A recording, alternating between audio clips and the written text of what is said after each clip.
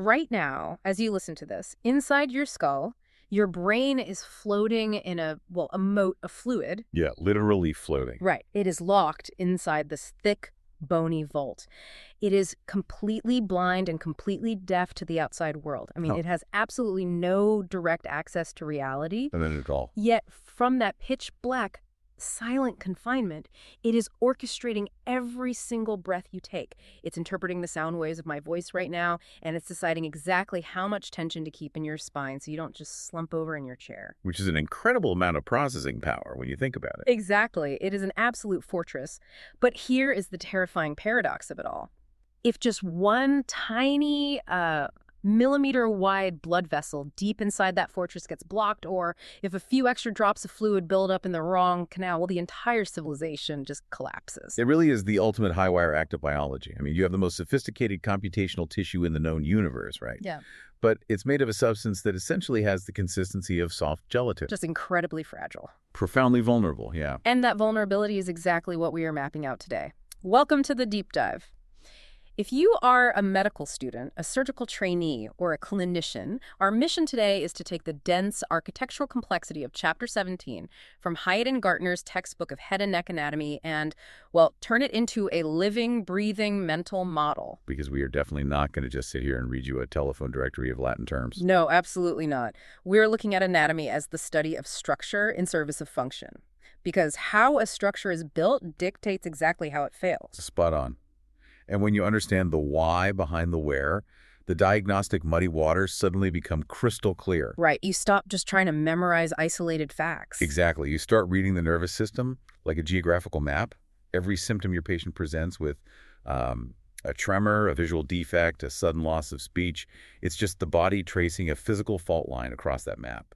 So we are exploring the central nervous system, the CNS, as one continuous entity, the brain and the spinal cord.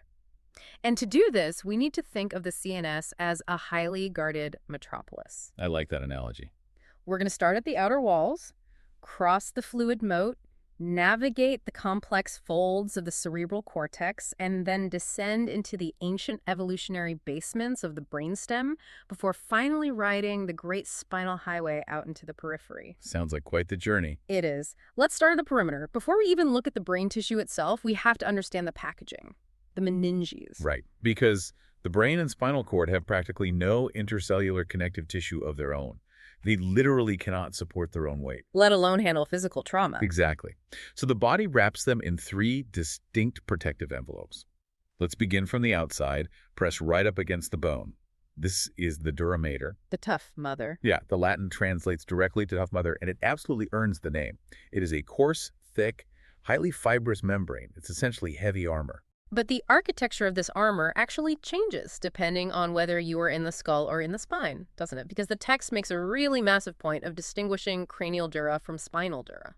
It does, yeah, and for a very vital functional reason. In the cranium, the dura mater is intimately fused to the interior of the skull. In fact, its outer layer actually serves as the periosteum. The living lining of the cranial bones, right? Exactly. The two are functionally inseparable in a healthy adult. But once you pass down through the foramen magnum at the base of the skull and into the vertebral column, well, and the rules change entirely. How so? The spinal dura forms a long cylindrical tube, a sheath really, that is completely unattached to the bony vertebrae surrounding it. Wait, let me challenge that. Why the sudden architectural shift? I mean, if being glued to the bone is the best way to secure the brain, why not just glue the spinal cord to the vertebrae? Wouldn't a loose tube just sort of slosh around? Well, it would, if not for what fills the gap. Think about the mechanical demands placed on those two systems. Your skull is a static vault. It doesn't flex, it doesn't bend, its only job is to remain rigid. Right.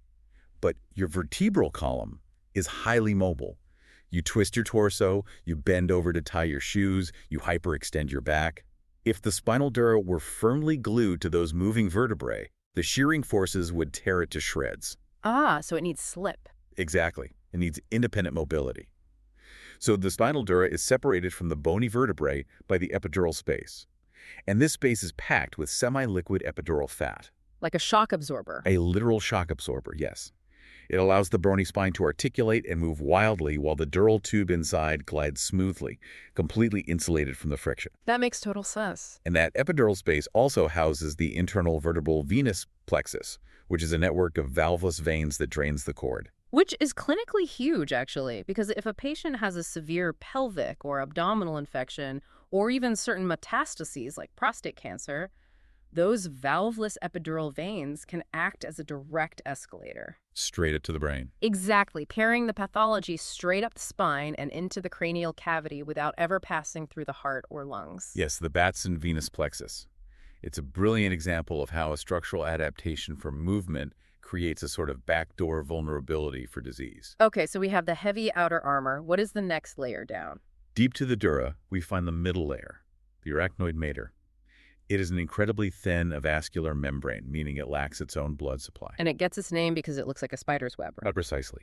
It extends these delicate web-like trabeculi, or threads, down into the space beneath it. And those webs bridge across the subarachnoid space, which is our moat. That space is filled with cerebrospinal fluid, or CSF. We're going to dedicate a lot of time to the flow dynamics later, but structurally, the arachnoid is essentially the roof of the moat, keeping the fluid contained against the brain. Correct. And then we reach the final, innermost layer, the pia mater, the tender mother. Tender mother, I love that. It's a highly delicate cellular membrane that is intimately adherent to the actual surface of the central nervous system. I always picture the pia mater like clinical grade cling film. That's a great way to visualize it. Because it doesn't just wrap around the brain like a loose bag, does it? Yeah. It perfectly follows every single microscopic peak and valley, every convolution on the surface. It dips down into the deepest crevices. It does. And the arachnoid and pia, while they are separate layers, are structurally collaborative. How so? Well, for instance, in the spinal cord, the pia mater doesn't just sit there passively. It thickens on its lateral edges and extends these tooth-like projections outwards. These are called the denticulate ligaments. Oh, right. They pierce straight through the arachnoid web and anchor firmly into the tough dura mater. So that solves my earlier problem. The spinal cord isn't just sloshing around inside that loose dural tube. It is suspended, like a structural suspension bridge, by these pile ligaments. Exactly. It creates this perfect buoyant stability.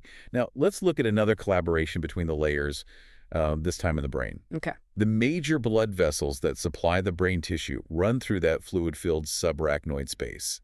But eventually, those arteries have to dive down into the brain tissue to deliver oxygen. As a vessel pierces the pia mater to enter the brain substance, it actually takes a sleeve of the pia down with it for a short distance. That creates a really interesting dilemma, doesn't it? You have high-pressure blood vessels diving straight into the most delicate, highly regulated tissue in the body. If the brain is so sensitive to chemical fluctuations, how does it prevent random toxins or even just fluctuating hormones in the bloodstream from leaking out of those diving vessels and wreaking havoc on the neurons? By establishing the most ruthless border control system in human biology, the blood-brain barrier. Right, the infamous BBB. Exactly. As those capillaries penetrate deep into the brain, they're completely surrounded by the foot processes of astrocytes. Astrocytes being a type of glial cell, right? Yeah, the non-neuronal support staff of the brain. These astrocyte feet wrap around the capillary tightly, and furthermore, the endothelial cells that make up the capillary walls in the brain are bound together by incredibly tight junctions, unlike the leaky capillaries you find in, say, the liver or muscles. So it's a physical and a chemical wall. Precisely. Together, the tight junctions in the astrocytes dictate exactly what is allowed to leave the blood and enter the extracellular fluid of the brain. So what gets a free pass? Oxygen, carbon dioxide, and lipid-soluble molecules can pass easily. Glucose gets a special transport protein. But large molecules, pathogens, and many drugs are strictly locked out. Which is exactly why treating brain infections or central nervous system tumors is so notoriously difficult for oncologists and neurologists. You can have a highly effective drug circulating in the bloodstream, but if it can't clear the blood-brain barrier, it's completely useless. Yes. It's a fortress that protects against invaders, but it also locks out reinforcements. That is a perfect way to phrase it. Now, I want to circle back to something about the architectural layout of these meninges. We have the dura on the outside, acting as the periosteum of the skull. We have the webby arachnoid below it, and the cling film pia on the brain. Right. The textbook repeatedly mentions a subdural space located between the dura and the arachnoid. But wait, If the dura is glued to the skull and the brain and its fluid are under positive pressure pushing outwards against it, that sort of breaks the laws of physics. How do you mean? Any space between the dura and the arachnoid should be crushed completely flat. There shouldn't be a gap there at all. That is a brilliant observation. Yeah. And it leads to one of the most vital concepts in neuroanatomy. You are entirely correct. Under normal physiological conditions, that space simply does not exist. So that the textbook is lying. Not lying, just describing a potential. The arachnoid is pressed flush against the inner surface of the dura by the pressure of the cerebrospinal fluid beneath it. The subdural space is what anatomists refer to as a potential space. A potential space, like an empty balloon before you blow air into it. The inside exists as a concept, but there's no actual volume until force is applied. Exactly. However, bridging veins travel from the surface of the brain, cross through the arachnoid, and pierce the dura to drain into the venous sinuses. Okay. If a patient suffers a sudden violent movement of the head, like in a car crash or a severe fall, the brain shifts slightly inside the skull. And that shift can tear those delicate bridging veins. And because veins carry blood under relatively low pressure, it doesn't spray, it just sort of oozes. Right, it oozes slowly. But over hours or even days, that accumulating blood acts as a physical wedge. It forcefully peels the arachnoid away from the dura, filling that balloon. It realizes the potential space, creating a subdural hematoma. Wow. And because the skull cannot expand, that expanding pocket of blood has only one way to go, which is inward. Exactly. It begins to crush the underlying brain tissue. And that is the crux of clinical anatomy right there. You aren't just memorizing the existence of a subdural space, you are mapping a structural vulnerability. You're learning exactly where the fault lines are. Precisely. So we've breached the fortress, we are past the dura, we've crossed the subarachnoid moat, and we've peeled back the pile border control. We are finally looking directly at the metropolis, the brain itself, but to truly understand why the adult brain looks like a massive, wrinkled walnut, the text insists we have to rewind the clock. We have to look at how it was built in the embryo. And this is where the map starts to make profound logical sense. If you just look at an adult brain, it's overwhelming. But if you look at a developing embryo, the central nervous system starts as a very simple, hollow tube. The neural tube. Sounds simple enough. Right. As the embryo develops, the front end of that tube expands and pinches into 3 primary vesicles, which then divide again to form 5 distinct regions. From front to back, they are the telencephalon, the dancephalon, the mesencephalon, the metsencephalon, and the myelencephalon. We call this the rule of 5. Okay, the rule of 5. Telencephalon, diencephalon, mesencephalon, metencephalon, myelencephalon. It sounds like a wizard spell. It is a bit, yeah. But when I stand in a dissection lab and hold a real human brain, I do not see 5 neat segments stacked up like train cars. I basically just see 3 massive structures, the giant, highly folded cerebral hemispheres dominating the top, the cauliflower-like cerebellum tucked in the back, and the stalk of the brainstem sticking out the bottom. So where did the 5 go? How do we get from a simple tube to this complex 3D puzzle? What happens is an evolutionary real estate crisis. A real estate crisis? Yeah. Over millions of years, the survival demands on early humans required vastly more processing power, more memory, more sensory integration, more complex social behavior. All of that requires more gray matter cortex. And that cortex grows from the very first embryonic division, the telencephalon. But the human skull has a fixed, rigid volume. It can't just keep growing indefinitely, or an infant could never pass through the birth canal. Precisely. So the telencephalon, which becomes the cerebral hemispheres, begins to grow at an explosive, astonishing rate within a confined space. Because it can't just grow outward, it grows backward and folds over on itself. Wow. It physically overgrows and completely submerges the next 2 segments of the tube, the diencephalon and the mesencephalon. It buries them deep within its core. It's like a massive canopy of a tree completely hiding the trunk. Yes. And even then, there still wasn't enough room. So the surface of the telencephalon began to buckle and fold inward, creating deep grooves and prominent ridges. It is literally like crumpling a massive sheet of newspaper into a tight ball, just to pack more surface area into a confined box. And that crumpling is what gives the human brain its iconic wrinkly appearance. The ridges, the bumps, were called the gyri. The deep grooves or valleys between them are the sulci. And if we take a scalpel and slice horizontally through those gyri, we see a very stark, immediate geographical difference in the tissue, don't we? We do. We see the fundamental computing architecture of the brain. The outermost layer, the surface of those gyri, is a thin mantle of gray matter called the cerebral cortex. And gray matter is? Gray matter is primarily composed of the cell bodies of the neurons. These are the processing units. It's where the actual computing, the thinking happens. And deep to that. Deep to the gray matter cortex is the massive expanse of white matter. White matter is made almost entirely of myelinated axons. Myelin is a lipid-rich sheath that insulates the axons and makes them appear white. These are the billions of fiber optic cables passing information from one part of the cortex to another or down to the spinal cord. So gray matter computes, white matter communicates. Exactly. Let's take that a step further, though, because it's not quite that simple. It's not just a gray shell over a white core. Deep inside that central white matter, submerged way down near the base of the brain, we find dense islands of gray matter. Yes, the subcortical nuclei, collectively referred to as the basal ganglia. These are clusters of neuron cell bodies buried deep within the white matter tracts. What's their job? They operate as crucial regulatory hubs, primarily involved in the complex planning and fine-tuning of somatic motor control. They ensure that when you want to reach for an object, the movement is smooth, purposeful, and appropriately scaled, rather than rigid or chaotic. Which is why pathologies deep in the basal ganglia lead to profound movement disorders, like the resting tremor and rigidity we see in Parkinson's disease. The cortex is sending the command, but the deep regulatory islands are malfunctioning. Spot on. Okay, let's zoom back out to the surface of this metropolis. We need to map the distinct regions, or lobes. The most obvious geographical feature is the massive longitudinal fissure running straight down the midline from front to back, splitting the brain into left and right cerebral hemispheres. And sitting inside that deep fissure, acting as a physical partition to prevent the hemispheres from crashing into each other during head movement, is a tough, sickle-shaped fold of our old friend, the dura mater. Ah, right. This specific fold is called the falx cerebri. Now, if we look at the lateral side of one hemisphere, Hyatt and Gartner offer a really helpful visual analogy. The lateral convex surface looks quite a bit like a boxing glove. It really does. The main rounded bulk of the glove is up top, and the thumb of the glove points downwards and forwards. That thumb is the temporal lobe.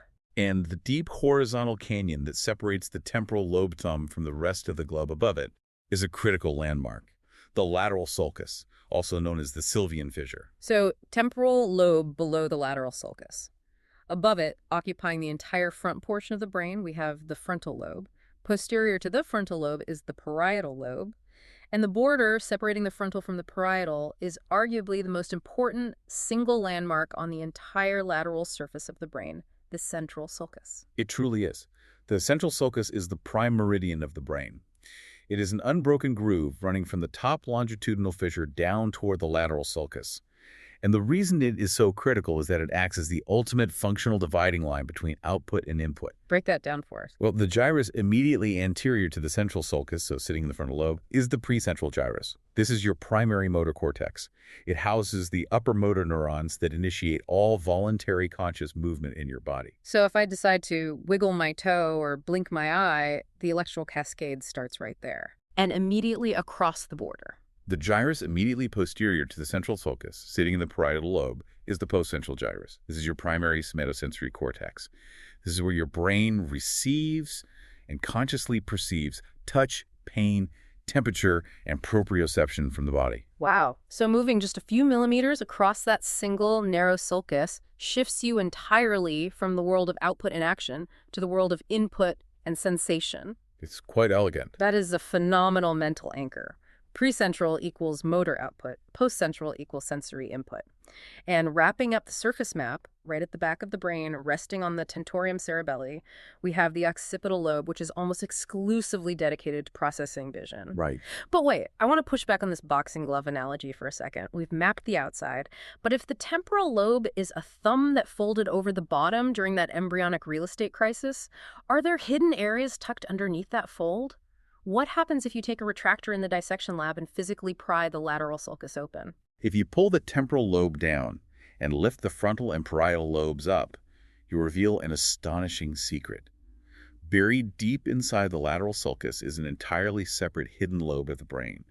It is called the insula. An island. Exactly. It was submerged during fetal development as the surrounding cortices ballooned outward. The parts of the frontal, parietal, and temporal lobes that hang over it and hide it are collectively called the opercula, which literally translates to lids. Oh, that's brilliant. What does the insula actually do? The insula is a fascinating, highly complex area reported to function in the conscious perception of taste, visceral sensations, and deeply integrated emotional and autonomic responses. A completely hidden room in our metropolis.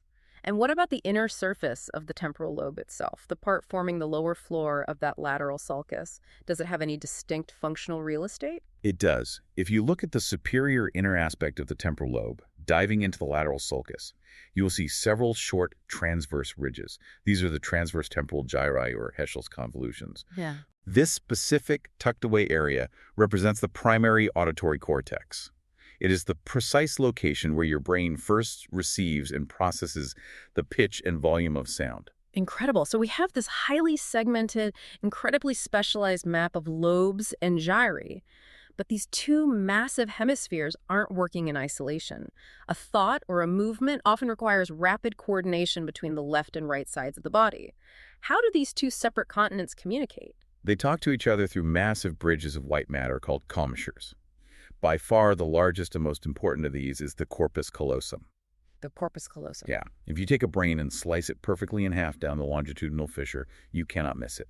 It is a thick, dense, sweeping C-shaped band of white matter that forms the physical floor of the longitudinal fissure. And it's just packed with axons. Hundreds of millions of them. Crossing axons, constantly, instantly sharing, processing data, memories, and sensory integration between the left and right cortices. It's the broadband transatlantic cable of the brain. Are there smaller bridges as well? Yes, there are. There's the anterior commissure, a much smaller bundle that connects the anterior portions of the temporal lobes and olfactory pathways. And there's the fornix, a prominent C-shaped tract heavily involved in the limbic system, transmitting memory and emotion from the hippocampus, which also contains some crossing commissural fibers. And geographically speaking, if you are looking at that halved brain, there is a very distinct structure stretched vertically between the corpus callosum and the fornix. It looks like a thin, tight membrane. That is the septum pellucidum. Pellucidum meaning translucent. It is a thin vertical sheet of tissue that acts as a literal partition wall, structurally separating the fluid-filled lateral ventricle of the left hemisphere from the lateral ventricle of the right hemisphere. So we've toured the high-level processing centers. The cerebral cortex thinks, it feels, it remembers, and it decides to initiate movement. But as we hinted at earlier, deciding to move and actually executing a complex, graceful movement are two very different things. Oh, absolutely. The motor cortex might say, pick up that coffee cup. But to actually reach your arm across the desk, scale the distance perfectly, and grasp the handle without smashing the mug into your face or spilling boiling coffee everywhere, well, that requires an entirely different software program. It really does. Which brings us to the coordination engine of the central nervous system, the cerebellum. We step away from the conscious, analyzing cerebrum and drop down to the unconscious engine of physical grace. The cerebellum, which translates to little brain, is tucked firmly at the back of the cranial vault, sitting beneath the occipital lobes of the cerebrum. And it's protected by its own dural roof, isn't it? It is, the tentorium cerebelli, which stretches over it like a tightly pitched tent. And structurally, it looks completely alien compared to the cerebrum. It doesn't have those thick, puffy, meandering gyri. No, it doesn't. Developmentally, it arises from the metencephalon. And while it shares the same basic macroarchitecture as the cerebrum, meaning it has a thin outer mantle of gray matter cortex overlying a core of central white matter housing deep nuclei, its surface is totally different. Oh, so? The cerebellar cortex is folded into thousands of incredibly thin, tightly packed, parallel, leaf-like plates called folia. And like the cerebrum, it is split into two halves. Yes, it has two large lateral cerebellar hemispheres. But instead of a deep, empty fissure separating them, they are joined down the midline by a distinct, segmented structure called the vermis. Which looks remarkably like a segmented worm. Yeah, that's exactly where the name comes from. But function-wise, this is where the neurobiology gets profoundly interesting. The text breaks down the cerebellum into three distinct functional zones. And as we walk through them, it literally reads like an evolutionary timeline of vertebrate movement. Let's build that timeline. It's a beautiful way to understand it. Evolution builds upon what already works. The oldest part of the cerebellum, evolutionarily speaking, is the archicerebellum, specifically the flocculonodular lobe. What's its job? Its primary job is fundamental survival, proprioception, equilibrium, and spatial orientation. It is heavily hardwired into the vestibular system in your inner ear. So step one of evolution, don't fall over. Know which way is up and know where your body is in space. Exactly. Then, as vertebrates evolved to leave the water and move in more complex gravity-heavy environments on land, we needed more than just balance. We developed the paleocerebellum, primarily the anterior lobe and parts of the vermis. Okay. This section receives intense sensory feedback from the spinal cord about muscle stretch and joint position. Its job is maintaining proper posture against gravity and regulating baseline muscle tone. Step two, stand up straight, brace against gravity, and hold your ground so you can walk. And finally, the massive evolutionary leap, the newest part, the neocerebellum. This region exploded in size in humans and higher primates, making up the vast majority of the enormous lateral cerebellar hemispheres. And what does it give us? It is responsible for the precise, fluid coordination of highly complex voluntary muscle action. It calculates trajectory, velocity, and force, allowing for the incredibly fine motor movements of the hands and fingers. It's a literal software upgrade deployed over millions of years. First, the archicerebellum says, I know where I am in space. Then the paleocerebellum says, I can stand up and move my limbs against gravity. Finally, the massive neocerebellum gives us the staggering fine motor control to craft delicate tools, play a Chopin nocturne on the piano, or perform microscopic neurosurgery. It's quite breathtaking when you look at it like that. But here's the critical physiological question. I want to move my hand. The motor cortex sends the signal. Does the cerebellum talk directly to the muscles in my arm to make sure the movement is smooth? No. And that is the most vital functional distinction regarding the cerebellum. The cerebellum has absolutely zero direct output to the lower motor neurons in the spinal cord. None at all. None. It cannot initiate movement on its own, and it cannot directly command a muscle. It is entirely a background feedback processor. So it has to go through a central switchboard to affect change? Precisely. It operates in a closed-loop circuit, and it connects to that central switchboard, the brainstem, via three massive pairs of white matter fiber tracks called the cerebellar peduncles, the superior, middle, and inferior peduncles. Think of these as incredibly thick, high-speed data cables anchoring the cerebellum to the brainstem. How does the data flow work in real time? Let's use your coffee cup example. Your precentral gyrus, the motor cortex, drafts a rough plan to reach for the cup. It sends that descending motor signal down the brainstem toward the spinal cord. But as that signal passes through the brainstem, a carbon copy of the plan is siphoned off and sent laterally across the massive middle cerebellar peduncle straight into the neocerebellum. So the cerebellum sees the intended plan. Yes. Simultaneously, the inferior cerebellar peduncle is bringing massive amounts of real-time sensory data up from the spinal cord, telling the cerebellum exactly where the arm currently is, what the joint angles are, and how much tension is in the muscles. It has the intended plan, and it has the current reality. Exactly. The cerebellar cortex instantly crunches the numbers. It calculates the physics, the timing, the required trajectory corrections, and the necessary braking force. And then? It then sends those refined, coordinated, highly polished instructions back out via the superior cerebellar peduncle. Those signals travel up to the thalamus, back to the motor cortex, and down the brainstem to seamlessly alter the descending motor command. It happens in milliseconds. It constantly talks to the brainstem switchboard to ensure movement is flawlessly smooth, not jerky or overshot. Which perfectly explains the clinical presentation of cerebellar disease. If a patient has a lesion in the neocerebellum, they are not paralyzed. The motor cortex still works. But when you ask them to reach out and touch your finger, their hand shakes wildly, zigzagging back and forth, and they completely miss the target, what we call an intention tremor or dysmetria. Exactly right. The raw command to move is there, but the real-time coordination software is offline. The physics engine is broken. The movement becomes entirely uncalibrated, and you mentioned the switchboard. All of these descending motor plans, all of these ascending sensory realities, and all of these cerebellar corrections have to funnel through one narrow, tightly packed central column. The most unforgiving real estate in the body, the command highway, the brainstem. The cerebral cortex might do the philosophizing, and the cerebellum does the coordinating, but the brainstem keeps you breathing, it keeps your heart beating. We are going to descend this evolutionary ladder, moving from top to bottom, from rostral to caudal, and we start hidden deep in the center of the brain with the diencephalon. The diencephalon is the highest rostral-most portion of the brainstem, though it is so thoroughly enveloped by the overgrown cerebral hemispheres that you cannot see it from the surface. Right. It is built around the narrow, fluid-filled third ventricle, and it is divided into 4 structural and functional regions: The thalamus, the epithalamus, the hypothalamus, and the subthalamus. Let's tackle the giant first, the thalamus. The two thalamies are massive egg-shaped masses of gray matter that make up 80% of the diencephalon. They flank the third ventricle, but they actually reach across that fluid gap and touch each other via a gray matter bridge called the massa intermedia. I always think of the thalamus as the ultimate international airport hub. It is the ultimate sensory relay and filtering station. With exactly one exception, every single sensory stimulus originating from your body or your environment, the pain of a stubbed toe, the temperature of a hot stove, the visual data from your retina, the auditory waves from your ear, all of it must physically stop at the thalamus and synapse with a new neuron before it is allowed to proceed up to the cerebral cortex for conscious perception. The thalamus is the gatekeeper. It receives the raw data, organizes it, decides what is important enough to demand conscious attention, and then projects it up to the appropriate lobe via sweeping white matter tracks called thalamocortical radiations. But wait, you said there is one exception.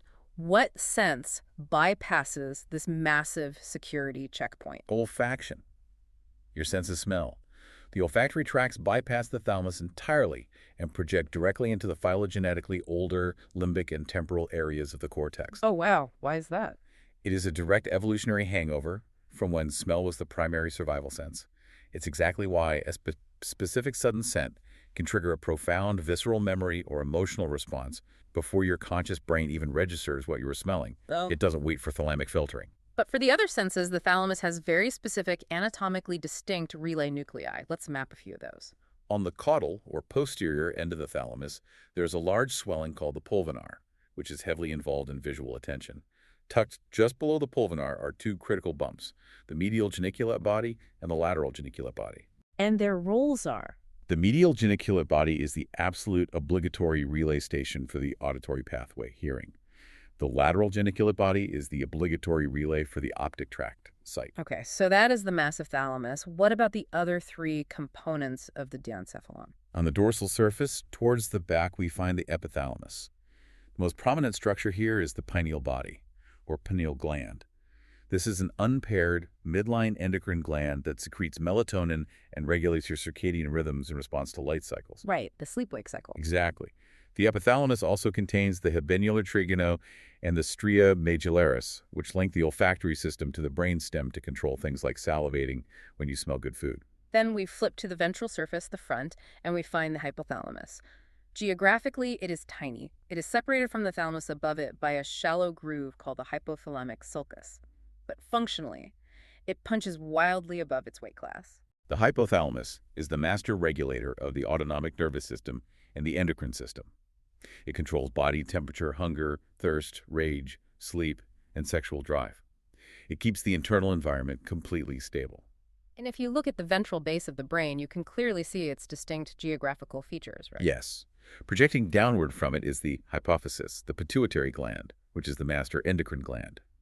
It is suspended by a delicate stalk called the infundibulum, which attaches to a slightly raised area of the hypothalamus called the tuber cinereum. And just posterior to the tuber cinereum are two very distinct round bumps called the mammillary bodies, which are deeply involved in recollective memory, pulling data from the hippocampus via the fornix. Finally, tucked deep and lateral underneath the thalamus is the subthalamus. Its most notable structure is the subthalamic nucleus. We mentioned the basal ganglia earlier, those deep islands of gray matter that regulate motor control. Yes, for fine-tuning movement. The subthalamic nucleus is a critical, heavily integrated part of that somatic efferent or motor circuitry. So we leave the complex relay stations of the diencephalon and we drop vertically into the next segment of the central column, the mesencephalon, or the midbrain. Geographically, this is the shortest segment of the brainstem. It is barely 2 centimeters long, but it is an incredibly dense, vital bottleneck. The midbrain surrounds a tiny, narrow fluid channel called the cerebral aqueduct, which connects the third and fourth ventricles. Okay. If we look at the dorsal aspect of the midbrain, the tectum or roof, we see 4 distinct rounded elevations. These are the corpora quadrigemina, literally the 4 twin bodies. The top 2 are the superior colliculi and the bottom 2 are the inferior colliculi. What do? They're the centers for your startle reflexes. The superior colliculi process unconscious visual reflexes. The inferior colliculi process unconscious auditory reflexes. How are they wired up? They're physically wired to those thalamic relay stations we just discussed via fiber bundles called brachia. The superior collicula sends a brachium to the lateral geniculate body. The inferior collicula sends a brachium to the medial geniculate body. So if a loud, sudden noise goes off to my left, the auditory signal hits the inferior colliculus, and my neck muscles instantly snap my head around to look at the source of the sound long before the conscious auditory cortex in my temporal lobe has even processed what the sound was. Yeah. That reflex loop happens right here in the midbrain tectum. Precisely. Yeah. It is raw, hardwired survival. Now let's look at a fascinating anatomical quirk right in this area. We mentioned earlier the cranial nerves, the massive wiring bundles that control the face, eyes, and viscera, are popping out all over the brainstem. Right. The vast majority emerge from the ventral or front surface. But there is exactly one cranial nerve that breaks this rule. It is the only cranial nerve to exit from the dorsal aspect of the entire brainstem, emerging right below those inferior colliculi. Cranial nerve, the trochlear nerve. It is incredibly thin, it exits out the back, and then has to wrap all the way around the lateral sides of the midbrain to get to the front, just to travel forward and innervate a single specific eye muscle, the superior oblique. It's an anatomical journey that makes you marvel at the messy patchwork reality of evolutionary biology. I mean, if an engineer designed the brain, cranial nerve FEV would just exit the front like the rest of them. Biology loves a convoluted pathway. Speaking of the front, if we flip the midbrain around and look at its ventral surface, it is utterly dominated by two massive, sweeping pillars of white matter called the cerebral peduncles. Not to be confused with the cerebellar peduncles we talked about earlier. Correct. The cerebral peduncles are in the midbrain. These are the colossal superhighways carrying all the descending voluntary motor tracts, the corticospinal tracts, down from that precentral gyrus in the cerebral cortex, heading toward the spinal cord. And emerging right in the deep V-shaped cleft between these two massive pillars, the space called the interpeduncular fossa, is cranial nerve third, the oculomotor nerve, which controls most of the other eye muscles. We continue our descent. We drop out of the short midbrain and hit a massive swelling. The metencephalon, almost universally referred to as the pons, the Latin translates to bridge, and anatomically it absolutely looks like one. From a ventral view, the pons is a massive, convex, bulging structure. It looked like a belt wrapping around the brainstem. The surface is striated with thick, transverse fibers that sweep horizontally across the midline, gathering together on each side to dive straight backward into the middle cerebellar peduncles. So this is that massive pathway we discussed where the cortex sends a carbon copy of its motor plan to the cerebellum. Exactly. It is the physical manifestation of that feedback loop. And deep inside this bulging bridge, the pons houses the cranial nerve nuclei for 4 critical nerves. Cranial nerves V, 6, 6, and 8. The trigeminal, which gives feeling to the face. The abducens, which moves the eye laterally. The facial, which controls the muscles of facial expression. And the vestibulocochlear, which brings in hearing and balance. Now, there is a piece of exquisite architectural detail on the dorsal surface of the pons that we have to discuss. The back of the pons forms the upper triangular floor of the fluid-filled fourth ventricle. If you look at that floor, right near the midline, there is a distinct physical bump called the facial colliculus. A bump named for the facial nerve. But here's the twist. The facial nerve doesn't actually originate inside that bump, does it? How is that bump physically formed? Because it highlights perfectly how three-dimensional and tightly packed this neural tissue is. This is one of the most beautiful neuroembryological quirks in the central nervous system. Deep under the floor of the ventricle sits the nucleus for the abducens nerve, cranial nerve 6. Slightly lower down and further lateral sits the nucleus for the facial nerve, cranial nerve 7. You would logically think the axons from the facial nucleus would just shoot straight out the front of the pons to get to the face. The path of least resistance. But they don't. Instead, the facial nerve fibers project backward and medially. They course right up to the floor of the fourth ventricle, physically loop completely over the top of the abducens nucleus, and then turn around to project forward and exit the ventral brainstem. That is wild. It is. That dense bundle of facial nerve fibers wrapping over the abducens nucleus acts like a physical wedge, pushing the tissue up and creating a visible bulge on the ventricle floor. That bulge is the facial colliculus. It is quite literally a biological highway overpass built right inside the brainstem. The facial nerve takes a detour to wrap over the abducens nucleus. It's astounding. Finally, we leave the pons and we reach the absolute bottom of the skull, the most ancient, uncompromising core of the central nervous system, the myelencephalon or the medulla oblongata. Medulla extends from the inferior pontine sulcus, the groove at the bottom of the pons, down through the foramen magnum, the large hole at the base of the skull. And at that precise bony landmark, the medulla seamlessly becomes the spinal cord. Yes. On its dorsal side, the V-shaped walls of the medulla close over the bottom point of the fourth ventricle at a very specific landmark called the obex. And the ventral surface, the front of the medulla, has a very distinct, highly contoured geography. It does. Right on the midline, running vertically down the front, are two prominent cylindrical structures called the pyramids. These are the physical continuation of those descending motor tracts we saw in the cerebral peduncles of the midbrain. So the commands from the motor cortex have traveled all the way down here. Exactly. And right at the very bottom of the medulla, just before it becomes the spinal cord, you can visibly see the thick fibrobundles crossing over the midline to the opposite side. The pyramidal decussations. This is the exact anatomical location where the left side of the brain crosses over to control the right side of the body, and vice versa. It's not an abstract concept. You can literally see the cables crossing. You really can. And sitting just lateral to each of those midline pyramids is a distinct oval-shaped bulge that looks exactly like a pit or an olive. So early anatomists, with their flair for the obvious, named it, well, the olive. Naturally. The olida Yeah. is the inferior olivary nucleus, another massive relay station sending timing and learning signals to the cerebellum. But clinically, the grooves surrounding the olive are some of the most important landmarks in neuroanatomy. They are the exit points for the lowest cranial nerves. Let's map them, because this is where the textbook knowledge saves lives in the emergency room. Emerging vertically from the narrow groove between the pyramid and the olive are the rootlets of cranial nerve 12, the hypoglossal nerve, which controls the muscles of the tongue. Okay.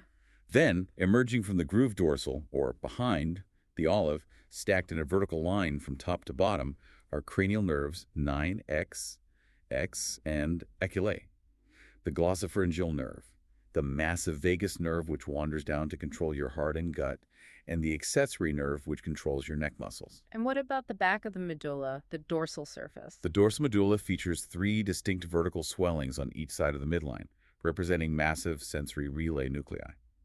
Closest to the midline is the tuberculum gracilis, housing the nucleus gracilis. What does that process? This is the exact synapse point for all the fine touch and proprioceptive sensory fibers coming up from the lower half of your body, your legs and pelvis. Just lateral to that. The tuberculum cuneus, housing the nucleus cuneatus.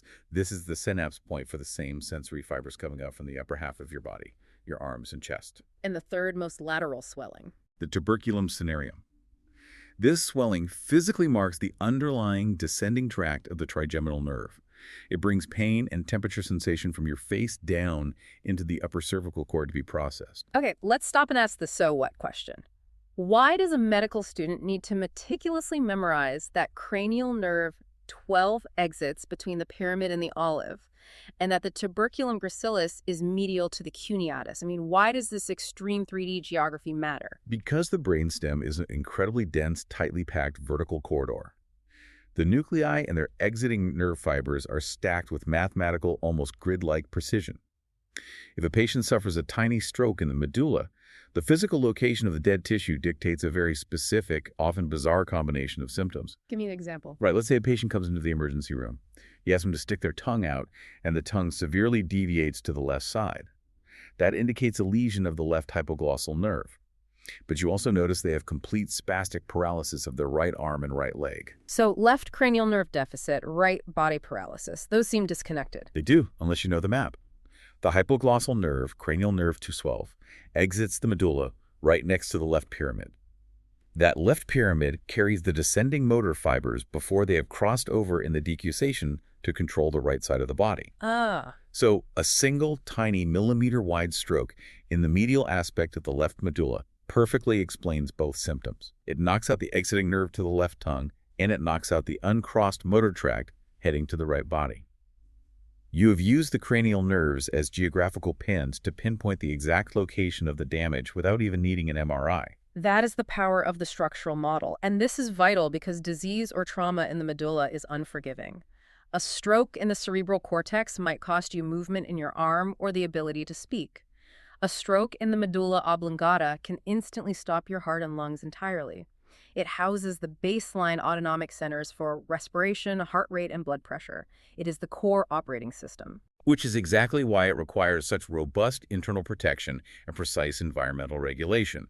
And that brings us perfectly to the internal hydrodynamic system. Yes. We mentioned the subarachnoid space earlier as a moat on the outside, but woven through the very core of this dense brain tissue, running right down the center of the diencephalon, midbrain, and medulla, is a hollow, fluid-filled internal plumbing system, the ventricles and the cerebrospinal fluid. This hollow core is the anatomical relic of the lumen of that embryonic neural tube we discussed. In the adult, it is developed into 4 main interconnected chambers, or ventricles, all lined by a highly specialized layer of epithelial cells called the ependyma. Let's map the chambers. The largest by far are the 2 paired lateral ventricles. There is one buried deep inside each cerebral hemisphere. And because the hemispheres grew and folded in a massive C shape during development, the lateral ventricles grew and folded right along with them. Exactly. They are massive, sweeping cavities. They have an anterior horn poking into the frontal lobe, a central body in the parietal lobe, an inferior horn sweeping down into the temporal lobe, and a posterior horn pointing backward into the occipital lobe. And these ventricles aren't just empty caves, are they? They are active factories. They are where the fluid is actually born. The cerebrospinal fluid, or CSF, is a highly purified, clear, colorless, a cellular liquid. It provides buoyancy, reducing the effective weight of the brain by about 97%, preventing it from crushing its own blood vessels against the base of the skull. It's essentially structural suspension. Yes. It also acts as a chemical buffer and a pathway for clearing metabolic waste. And it is produced continuously, 24 hours a day, by a specialized structure called the choroid plexus. What exactly is the choroid plexus? Is it just a leaky blood vessel? It is much more sophisticated than that. In certain areas of the ventricles, the pia mater and its highly vascular capillary beds push inward, invaginating the ependymal lining of the ventricle. These modified ependymal cells don't just let fluid leak, they actively metabolically secrete CSF, filtering the blood plasma to ensure the exact right concentrations of sodium, chloride, and magnesium reach the brain. Okay, so we have active fluid elaboration in the lateral ventricles. It's a flowing river. Let's trace the route. Where does it go? From the 2 sweeping lateral ventricles, the CSF flows through 2 tiny, narrow doorways called the interventricular foramina, or the foramina of Monro. These doorways lead into the single, narrow midline chamber we discussed earlier, the 3rd ventricle, which sits right between the 2 thalamus in the diencephalon. From the 3rd ventricle, it has to flow down through the midbrain, and it does this via the cerebral aqueduct. We noted earlier that this aqueduct is tiny. It is incredibly narrow. It is a strict bottleneck. The CSF flows down the cerebral aqueduct and empties into the tent-shaped 4th ventricle, which is sandwiched between the pons and medulla in the front and the cerebellum in the back. But eventually, this fluid has to get out of the internal core of the brain and onto the external surface into that subarachnoid moat so it can cushion the outside of the organ. How does it escape the 4th ventricle? It escapes through 3 highly specific anatomical doorways located in the myelencephalon, or medulla. There are 2 lateral openings called the paired foramina of Luschka and 1 single midline opening called the foramen of Magendie. Okay. Once the CSF squeezes through these 3 small exit holes, it is finally out of the internal system and flowing into the subarachnoid space. And earlier we mentioned that the arachnoid mater hugs the brain tightly. But the text notes that in certain places, especially around the base of the brainstem, the brain curves sharply, but the arachnoid jumps straight across the gap, creating large expanded pools of CSF. Yes, these deep pools are called subarachnoid cisterns. When the CSF exits the foramina of Luschka and Magendie, it immediately pours into the largest of these pools, the cisterna magna, or the cerebellomedullary cistern, located in the massive space between the inferior cerebellum and the dorsal medulla. Are there others? Other notable pools are the cisterna superior, sitting above the cerebellum, and the interpeduncular cistern nestled deeply between those massive cerebral peduncles on the ventral surface of the midbrain. So now we have fluid flowing through the core, escaping out the base, and bathing the entire external surface of the central nervous system. But if the choroid plexus is actively producing about 500 milliliters of this fluid every single day, it has to go somewhere. It has to drain. The skull is a rigid box. If you pump fluid into a closed box, pressure rises exponentially. The equilibrium must be absolute. The fluid circulates up over the convexities of the cerebral hemispheres, and it is continuously resorbed back into the venous bloodstream. How does it cross back over? It achieves this via the arachnoid granulations. These are specialized, cauliflower-like tufts, where the arachnoid mater actually pierces straight through the tough meningeal layer of the dura mater. These granulations project directly into the large venous channels, specifically the venous lacunae lateralis, which empty into the superior sagittal sinus, the massive vein running along the top midline of the skull. They act as one-way pressure valves. As long as CSF pressure is higher than venous pressure, the fluid dumps into the blood. But let's look at a clinical scenario where the map fails. Let's go back to that internal route. Lateral ventricles to the third ventricle, down the incredibly narrow cerebral aqueduct to the fourth. If a patient develops a slow-growing pineal gland tumor on the dorsal midbrain, that mass is going to push downward and compress the tectum. It will pinch the cerebral aqueduct completely shut. And that precipitates a devastating mechanical crisis. The choroid plexus in the lateral and third ventricles have no feedback mechanism to know there is a blockage downstream. It just keeps aggressively producing CSF. But the fluid can't reach the exit holes in the fourth ventricle. So it's trapped. It is trapped.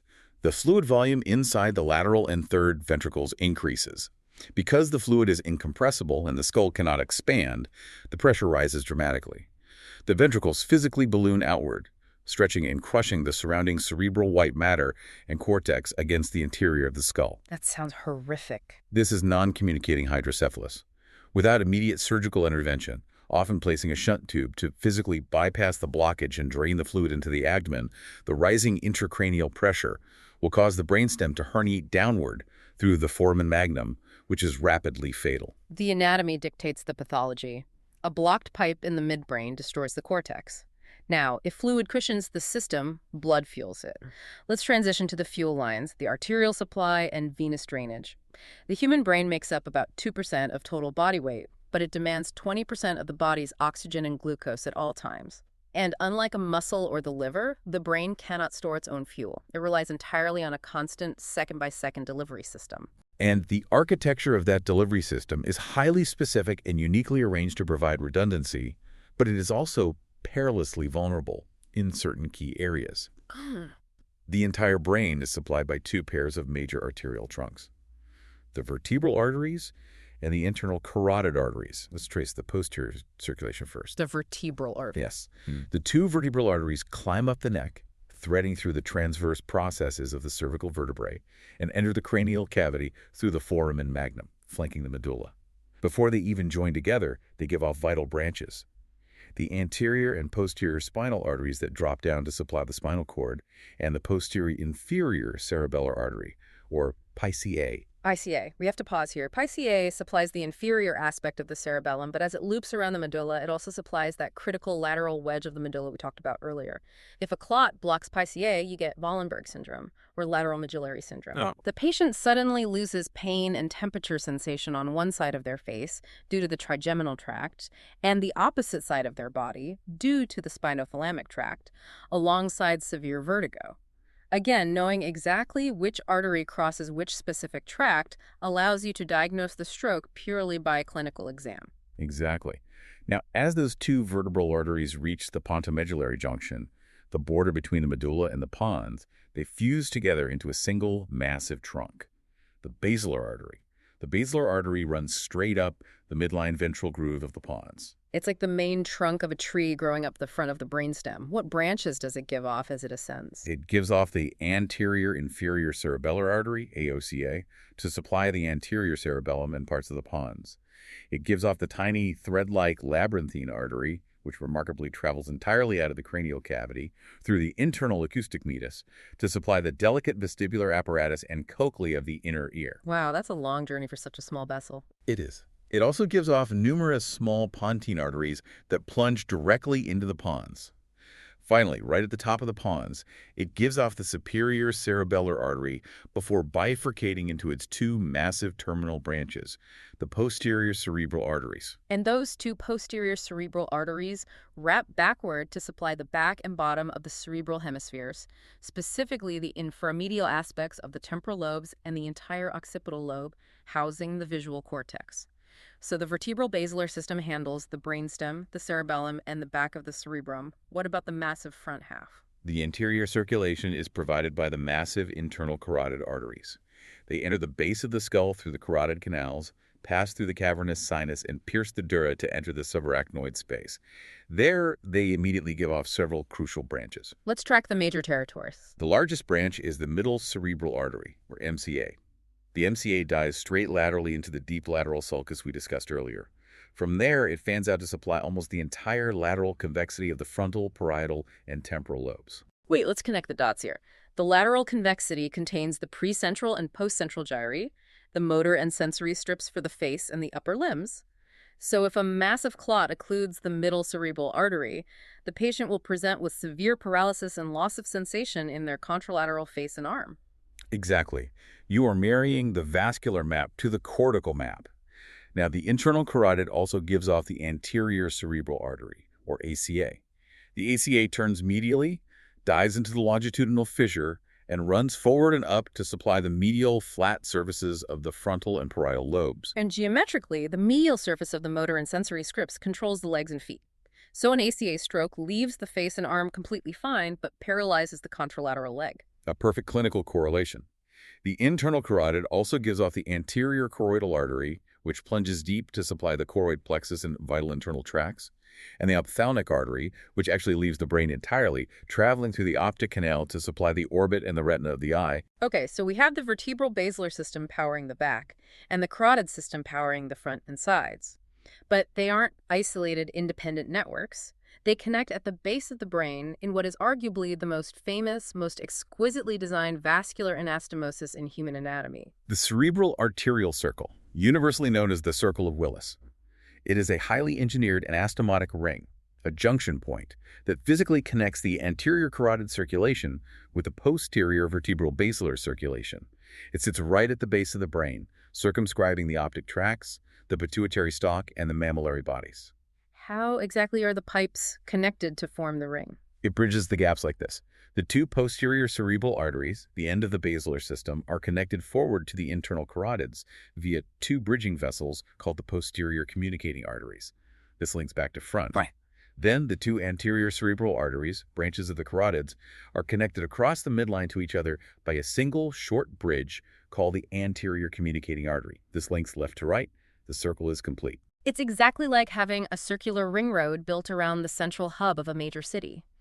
If a massive traffic accident completely blocks the left internal carotid artery in the neck, blood from the right carotid and the basilar system can flow up, enter the Circle of Willis, and travel backward around the ring road to fully supply the left side of the brain. It is a built-in evolutionary backup generator that prevents massive strokes. It is brilliant, and it saves countless lives. However, and this is where the clinical reality sets in, this is the catch-22 of cerebral vascularization. While the Circle of Willis provides phenomenal collateral alternative circulation at the surface base of the brain, the tiny, hair-thin, penetrating arteries that dive off this circle and plunge vertically up into the deep core of the brain. The one supplying the internal capsule and the basal ganglia? Exactly. Those deep lenticulostriate and thalamoperforating arteries are what we call terminal arteries or end arteries. They do not possess any arterial anastomoses. They do not connect to any other vessels. Returning to the ring road analogy, the massive circular highway around the city is fantastic, but the tiny side streets leading off that highway into the dense central neighborhoods are all dead ends. They don't loop back to each other. If a microscopic blood clot blocks one of those specific dead-end streets, that entire neighborhood is totally irreparably cut off. There is no alternative route. That is a brutally accurate spatial model. If an occlusion happens in a major surface vessel, the Circle of Willis might compensate. But if a tiny thrombus from the heart or a ruptured microaneurysm due to chronic high blood pressure occludes or bursts one of those deep, dead-end penetrating arteries, the tissue it supplies is immediately starved of oxygen. Ischemia occurs. And because central nervous tissue does not regenerate, that core brain tissue dies permanently within minutes. This causes a lacunar infarct.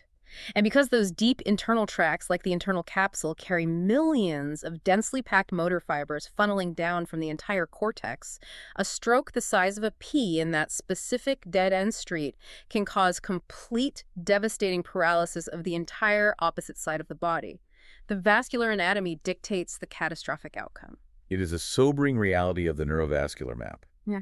Very briefly, to close the loop, once the oxygen is dropped off, the deoxygenated blood is drained by the pile venous plexus. Where does it drain to? The superficial veins on the surface of the cortex drain outward into the massive dural venous sinuses, like the superior sagittal sinus, which are formed by the splitting of the dura mater.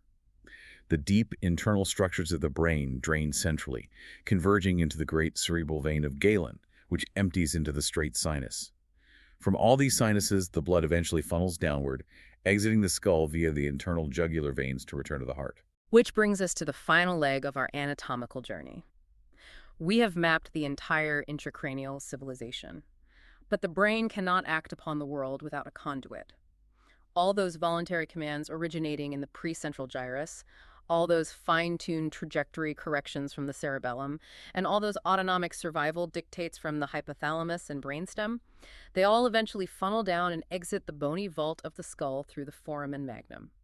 The medulla officially becomes the spinal cord. This is the great relay highway, taking central commands out into the periphery and bringing raw sensory data back up to the thalamus.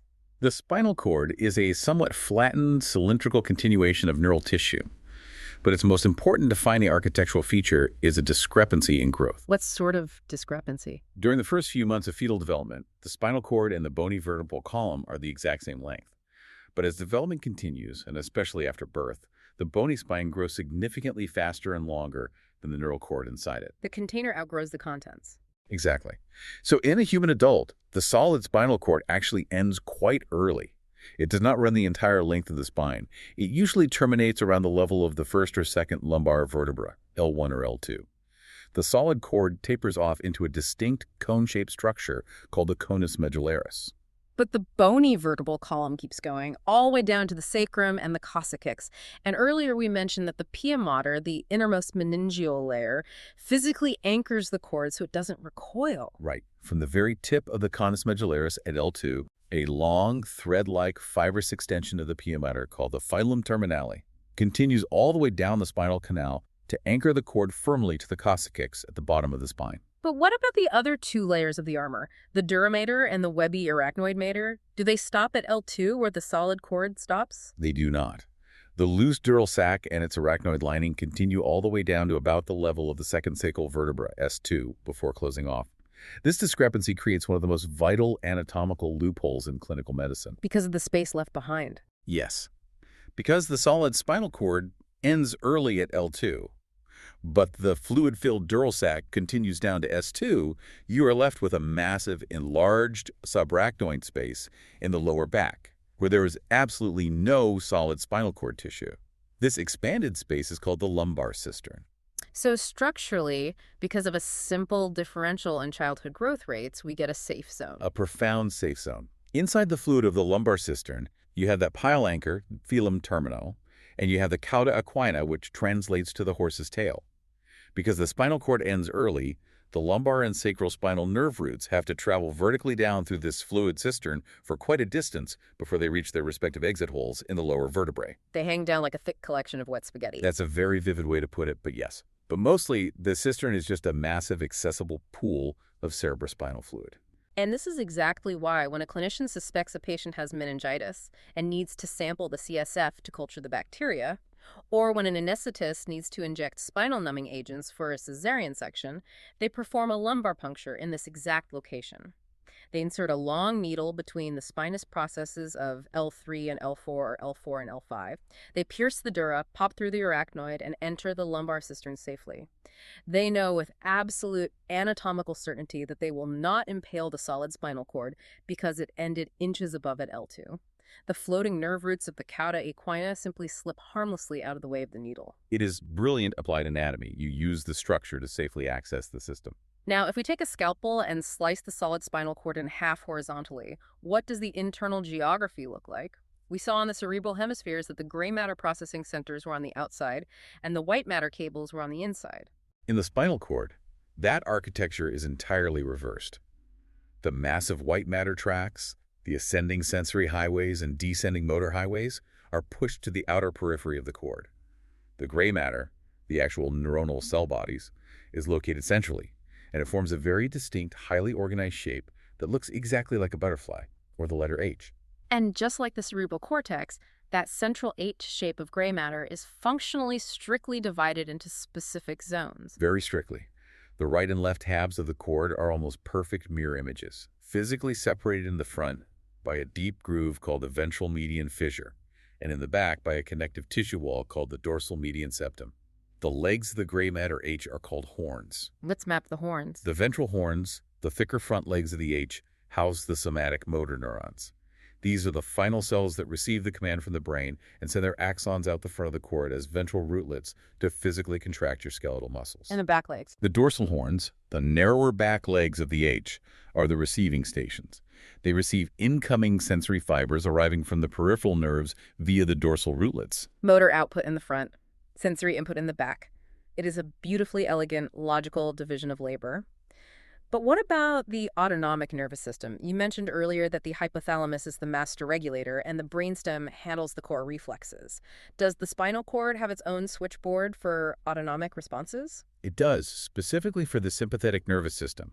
The fight or flight response that accelerates your heart rate, dilates your pupils, and diverts blood to your skeletal muscles when you are under severe stress. Where is that located? In a very specific vertical segment of the spinal cord, exactly between the levels of T1 and L2, the thoracic and upper lumbar regions, the central H-shaped gray matter grows an extra small lateral protrusion on each side, a lateral horn. The intermediolateral cell column. Yes, that specific localized column of gray matter houses all of the presynaptic sympathetic cell bodies for the entire human body. From T1 to L2, they send their signals out via the ventral roots to connect to the sympathetic chain ganglia, which then distribute the fight-or-flight commands to the organs and blood vessels.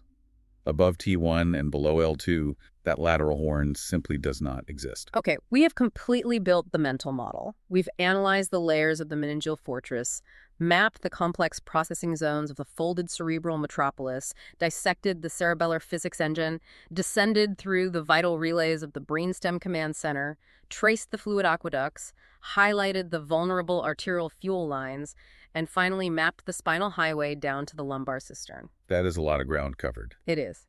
Now, it is time for some clinical integration. Let's see if this structural model holds up when we apply it to living patients. I'm going to present 6 brief clinical thought experiments, and I want you to walk us through the anatomical logic to find the lesion. I'm ready. Let's test the map. Scenario 1. You are reviewing an MRI. A patient has a massive fluid-filled cyst, completely obliterating the vertical partition that normally separates the left and right lateral ventricles. What specific structure has been destroyed? We need to mentally picture the coronal cross-section of the brain. The massive corpus callosum forms the dense white matter roof above the ventricles. The fornix sweeps below. Stretched vertically between them, acting as the literal translucent structural dividing wall between the fluid of the left and right lateral ventricles, is the septum pellucidum.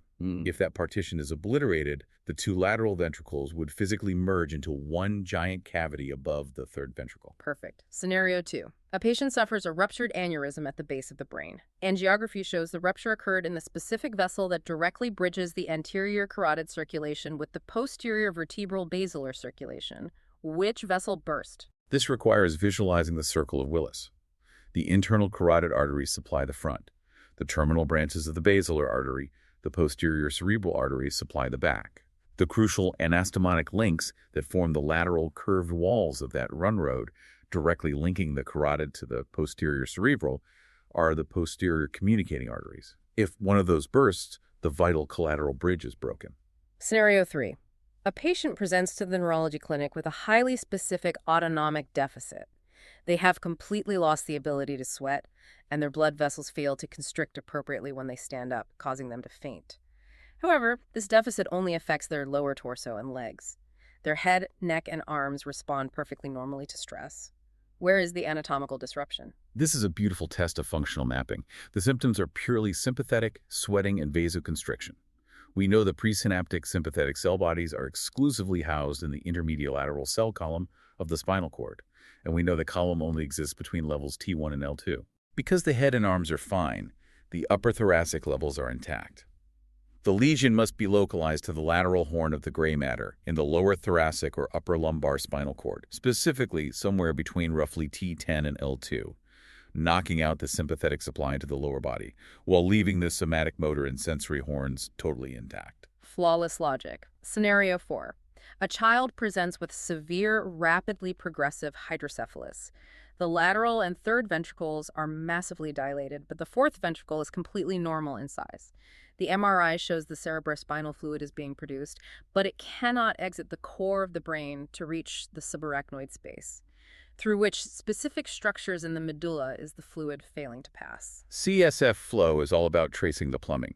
The fluid is born in the choroid plexus of the lateral and third ventricles, passes down the cerebral aqueduct, and enters the fourth ventricle. From there to reach the subarachnoid cisterns on the surface of the brain, it has only 3 escape hatches. It must pass through the paired lateral foramina of Luschka, or the single midline foramen of Mandy. If the fourth ventricle is normal but the fluid can't get out, those specific myelencephalic doorways are obstructed, perhaps by congenital webs or scarring from a previous meningitis infection. Scenario 5.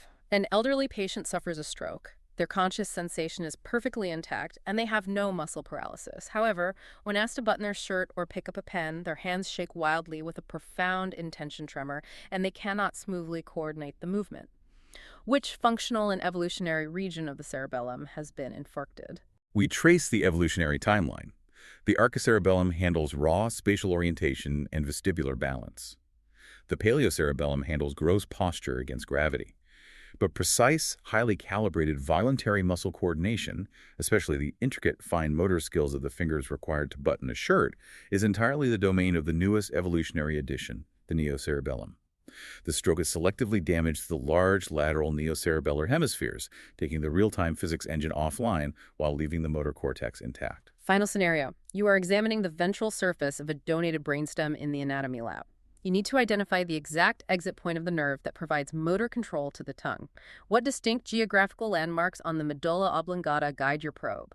The tongue is controlled by cranial nerve 12, the hypoglossal nerve.